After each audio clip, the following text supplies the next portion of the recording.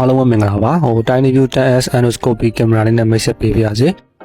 ဒါလေးရဆိုရင်တော့ Dynaview 10S camera နဲ့ only endoscopy camera လေးပဲဖြစ်ပါတယ်အဲ့တော့သူ့မှာပါတဲ့ accessory လေးတွေပေါ့နော်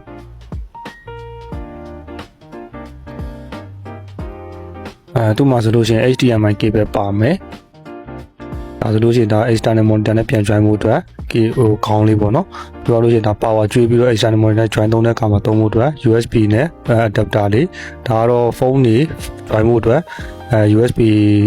ခေါင်းပြောင်းလေးပေါ့နော်ကျွန်တော်အခုဆိုလို့ရှိရင်တော့ဒါကတော့ laptop နဲ့ဆန်းပြသွားမှာပါlaptop နဲ့ဆန်းဖို့အတွက်ဆိုလို့ရှိရင်အခုလိုမျိုးပေါ့နော် USB ခေါင်းပြောင်းလေးကိုတစ်ချက်ထိုးအောင်မယ်ခင်ဗျ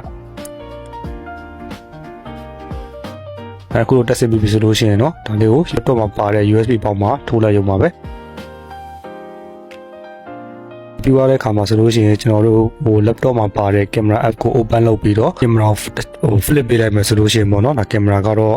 ပေါ်လာမှာပဲဖြစ်ပါတယ်ဒါမိမိကြိုက်တဲ့တက်ရာ scope နဲ့တက်ပြီးတော့တက်ရှင်သုံးပြီးလို့ရတယ်ပေါ့နော်ပြောလို့ရသူ့မှာကတော့ guide cable တော့မပါဘူး camera unit only ဖြစ်တဲ့အတွက်ကြောင့်မို့လို့ data နဲ့ light source နဲ့ပြန်တွဲပေးထားတာပေါ့နော်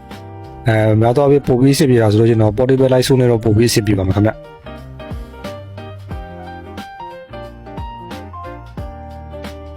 ဒါသူရုပ်ထက် quality ကတော့ 1080p quality နဲ့ထွက်မှာပါFull HD ထွက်မှာပါခင်ဗျပြီးလို့ရှိရင်သူ့မှာကတော့ဒါ menu button လေးပါမယ်ဒါ freeze button white balance ချိန်တာတွေဒါလည်းဒီ button လေးမှာပဲအကုန်လုံးလုံးသွားမှာပါကောင်းမှာပဲတစ်ခါလေးထည့်ထားပေးတဲ့ပုံစံမျိုးပါခင်ဗျဒါဆိုလို့ရှိရင်ဒါ freeze လုပ်ပြလိုက်တာပေါ့နော်ဒါ freeze on ထားတယ်ဒါ freeze off လိုက်တဲ့ပုံစံပေါ့နော်ပြီးလို့ရှိရင် white balance ချိန်တာမျိုးတွေwhite balance ချိန်တာမျိုးတွေလုပ်လို့ရမယ်